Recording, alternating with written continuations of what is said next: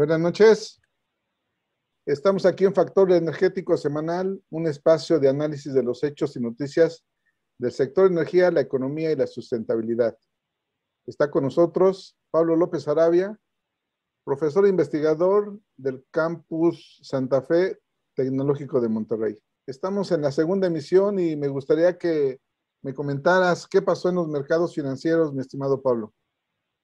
Pues fíjate que algo interesante, esta semana cerramos, si nos vamos a los mercados accionarios, el acumulado que llevamos en el mes, más que ver un solo día, a mí me gusta ver cómo vamos en el mes de abril, y el acumulado que tenemos en el mes de abril es que el Dow Jones ha tenido una ganancia del 3%, el S&P, ¿no?, en 5.2%, el Nasdaq 5.81%, y en el caso de la Bolsa Mexicana de Valores, pues en realidad le ha ido bastante bien, 7.08% el acumulado en lo que vamos en el mes de abril. Si lo vemos en el mercado cambiario, también muy buenas noticias para el peso mexicano, ha estado cotizando de manera ya persistente por debajo de los 20 pesos por dólar, cerrando la cotización hoy viernes 23 de abril en los 19.82, y fíjate que es interesante analizar el caso del tipo de cambio, porque si vemos la cotización máxima que llegó a tener en el mes de marzo, el 8 de marzo, si no me falla la memoria,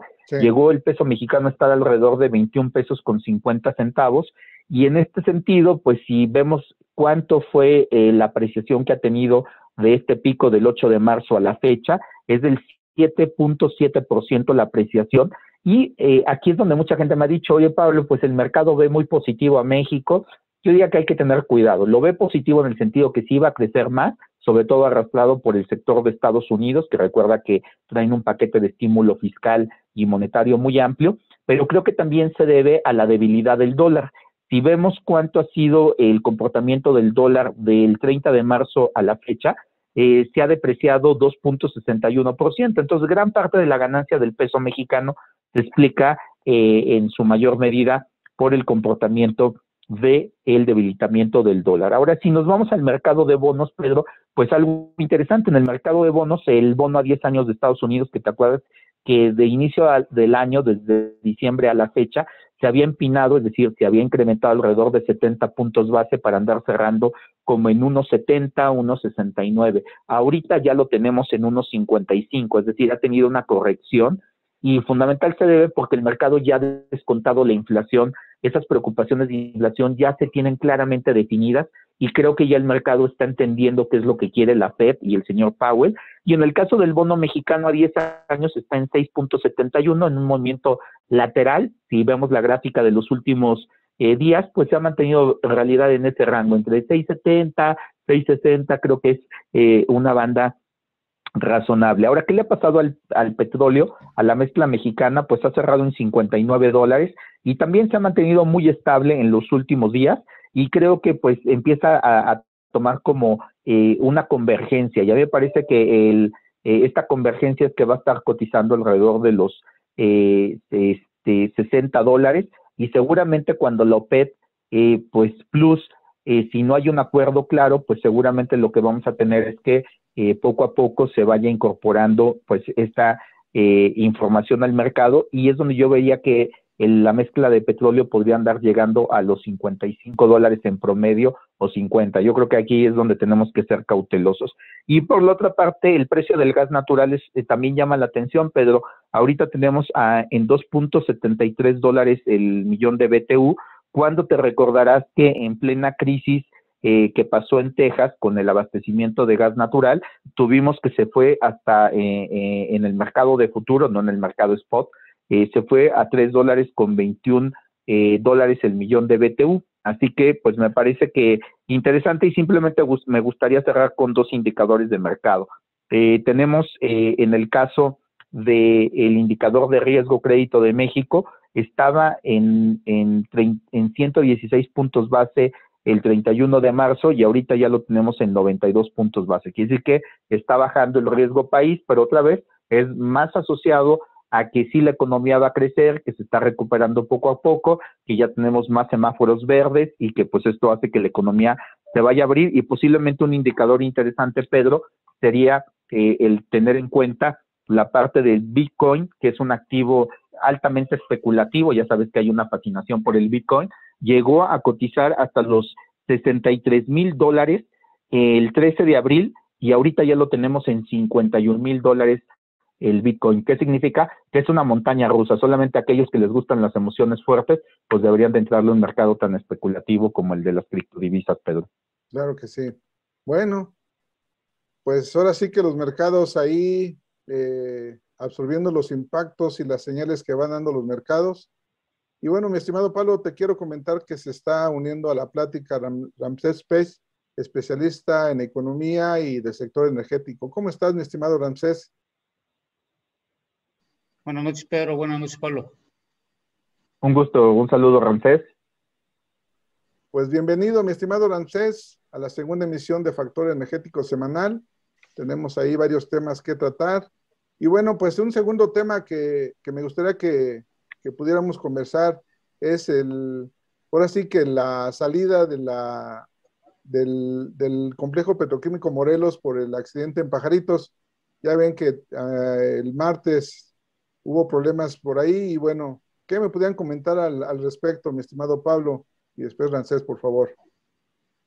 Bueno, pues yo te diría que, pues más que hablar de este caso particular, a mí me gustaría reflejar que este es un problema estructural que traemos, es decir, accidente tras accidente, y lo que refiere es que es la falta de inversión en mantenimiento y es un problema estructural que tenemos. En realidad, creo que pues esto sigue siendo la punta del iceberg para señalar que tenemos problemas muy importantes al interior de las empresas productivas del Estado y sobre todo que se ha descuidado la parte de la inversión en términos de seguridad, en términos de mantenimiento y hasta en los protocolos. Yo diría que hasta en la parte de los protocolos de seguridad también tenemos un gran desafío. Claro. ¿Tú qué nos dices, bueno, Ramsés? Lo que yo puedo observar que es una gran oportunidad que se está presentando para la parte de la inversión, sobre todo privada, en el sentido de que Pemex no puede cumplir con todas las expectativas de acuerdo a lo que el mercado necesita.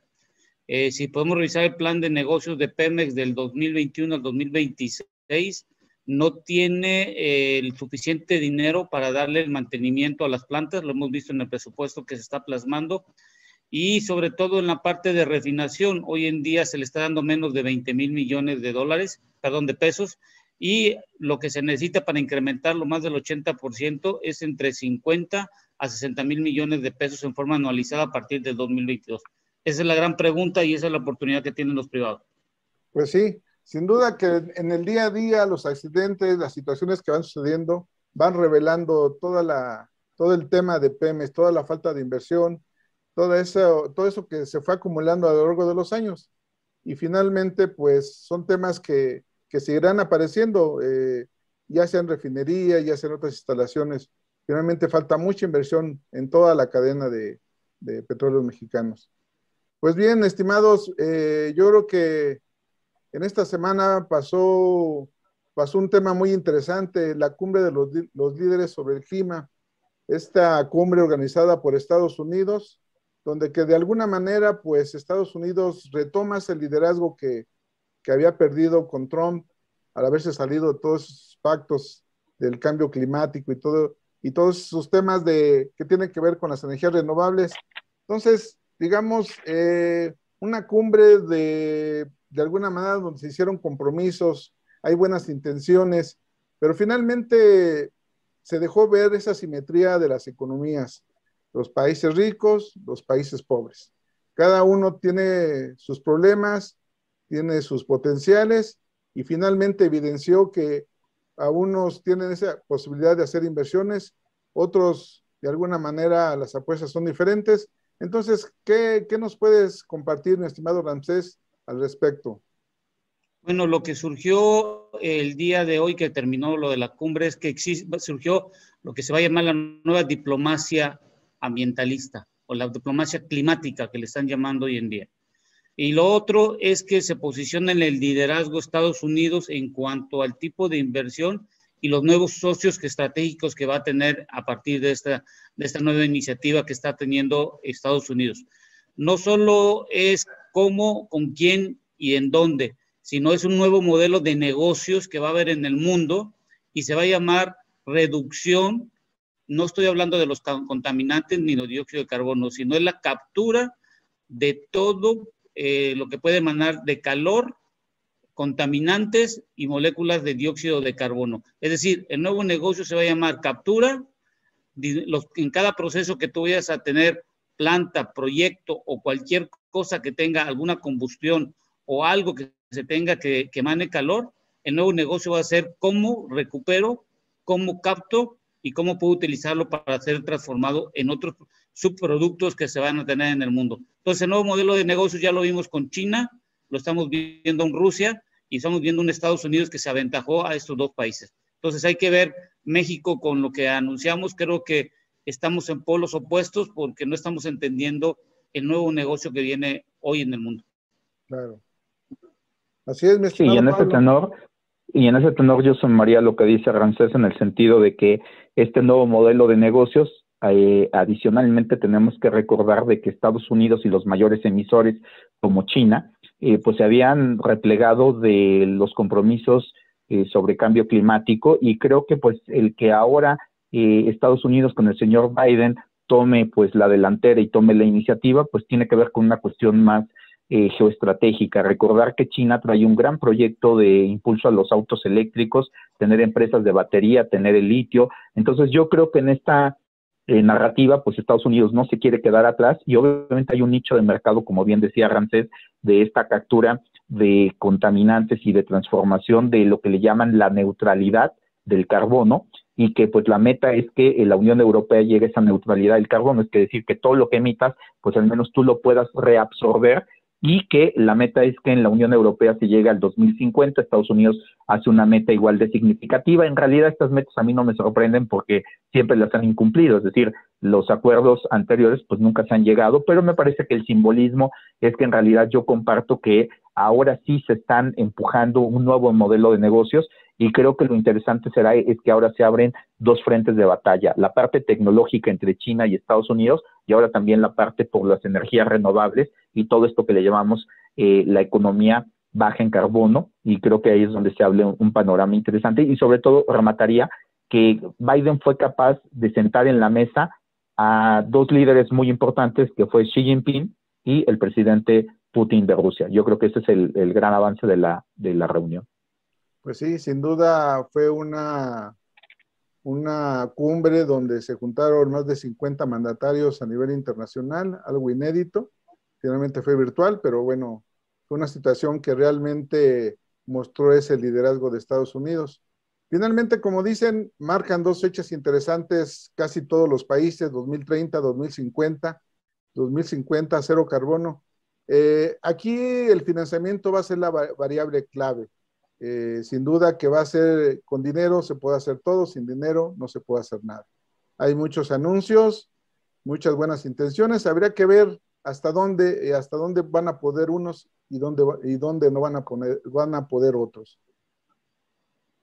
Yo creo que en ese sentido ya está la mesa puesta, porque recordarás que ha habido en los últimos años un auge de las famosas inversiones ESG, las inversiones que tienen el cuidado al medio ambiente, la parte social y la de gobierno corporativo, y en este sentido, pues los grandes fondos de inversión pues están volteando a ver aquellos proyectos que sean amigables con el medio ambiente, y me parece que ya muchos bancos traen en sus portafolios pues el financiamiento a estas estructuras.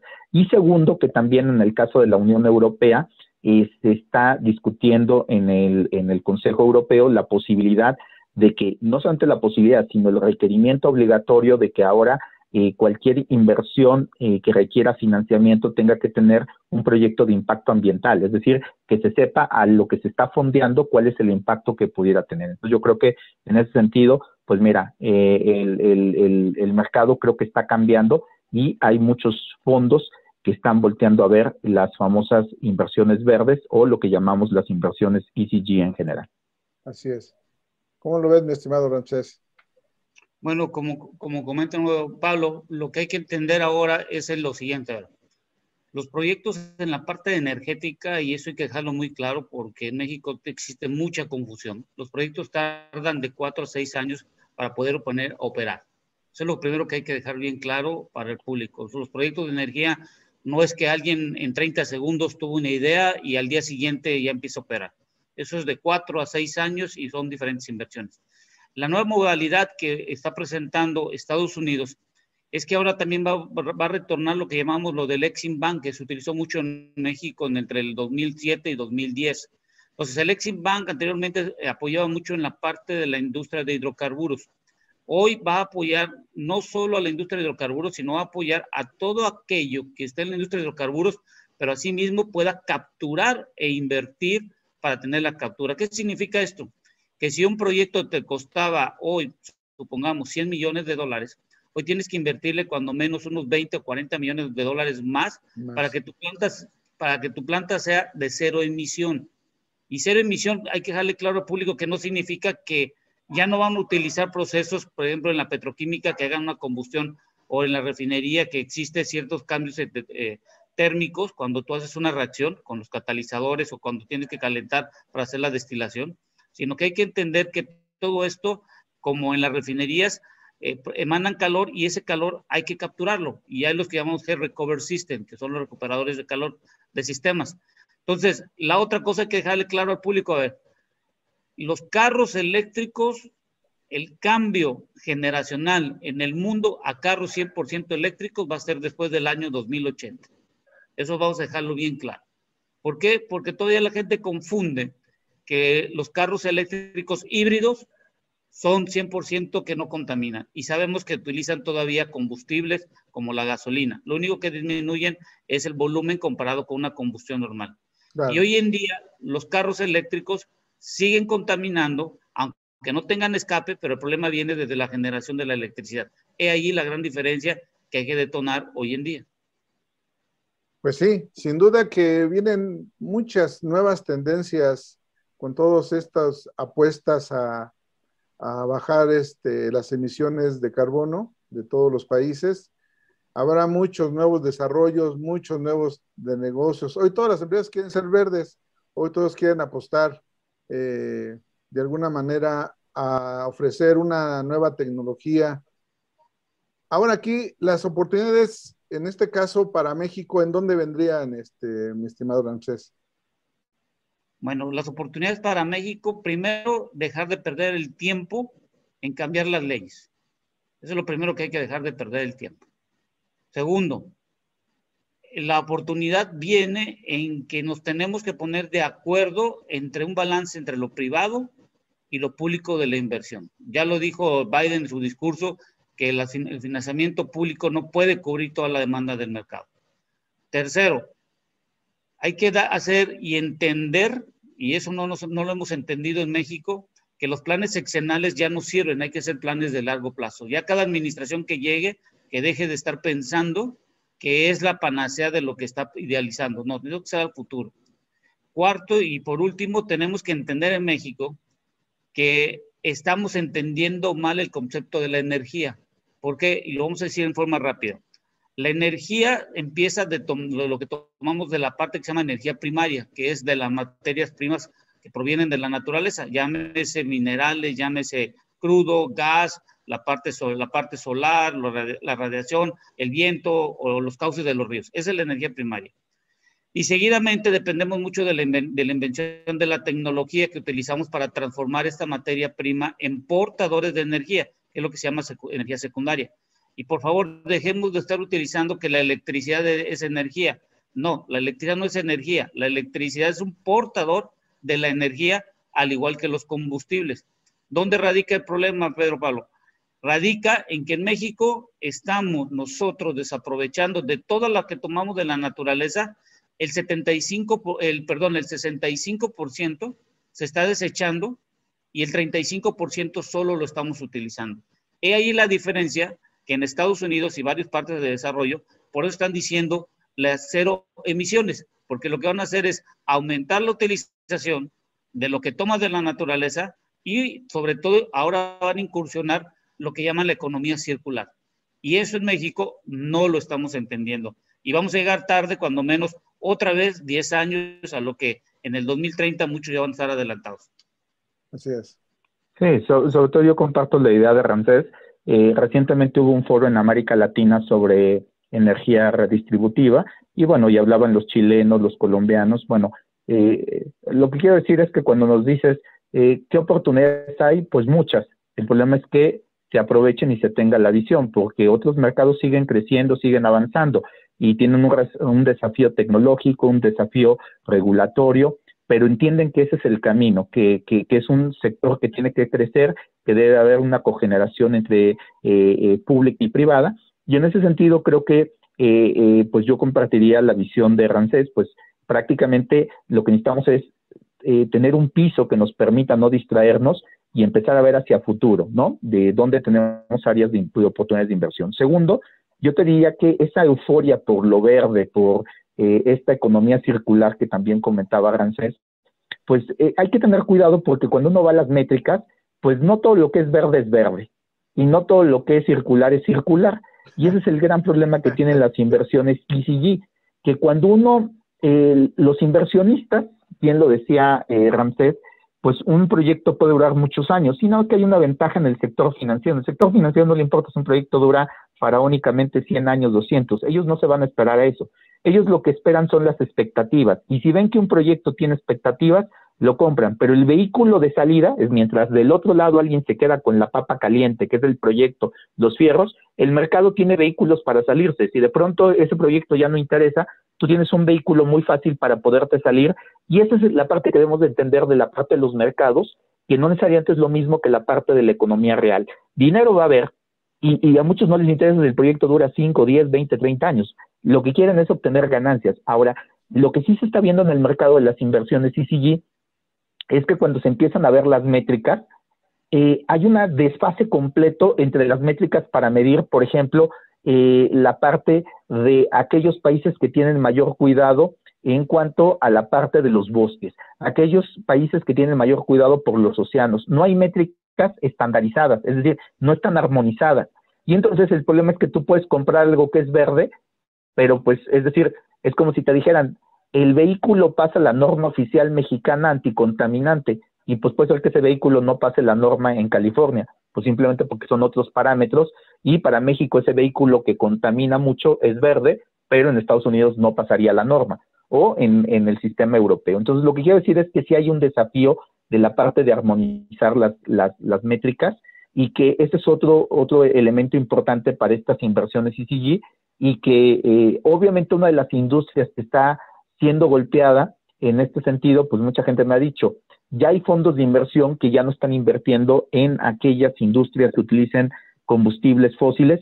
Sí, pero esto no es de la noche a la mañana, porque en realidad, como también decía Ramsés correctamente, pues esta transición es automática. Es decir, el proyecto de China, nada más que recordemos que las reservas internacionales que tiene China, el crecimiento que tiene China, no lo tiene cualquier otro mercado. Y que cuando ellos en su plan quinquenal dicen vamos a ser líderes en este sector, pues tienen el músculo, la estructura y la estrategia, que además se junta con la famosa ruta de la y la nueva expansión que tiene desde el punto de vista geopolítico. Así que tenemos que ir analizando poco a poco, y como bien dice mi colega, pues es una historia que debemos ir entendiendo poco a poco y separar la parte de la economía real, el sector estructural, el análisis de la industria, y por el otro lado la parte del fondeo, el sector financiero, que está ligado obviamente a la industria, porque ahí es donde podemos tener, como dijeran, un cortocircuito. Pues sí, sin duda esa armonización, poner el precio del carbono y muchas variables que en la medida que vaya avanzando esto, pues se irá viendo cómo, hacia dónde y cómo va a tomar el rumbo, porque eso parece que todos los países tienen toda la intención. Ahora habrá que ver. Primero, bueno, de aquí a noviembre viene la COP26, a ver qué compromisos, con qué se cierra. Esa será una primera parada, y bueno, hacia adelante iremos viendo. Y ya nada más, la agenda de esta semana, viene la Convención Nacional Petrolera de la MEXI, 27 y 28 de abril.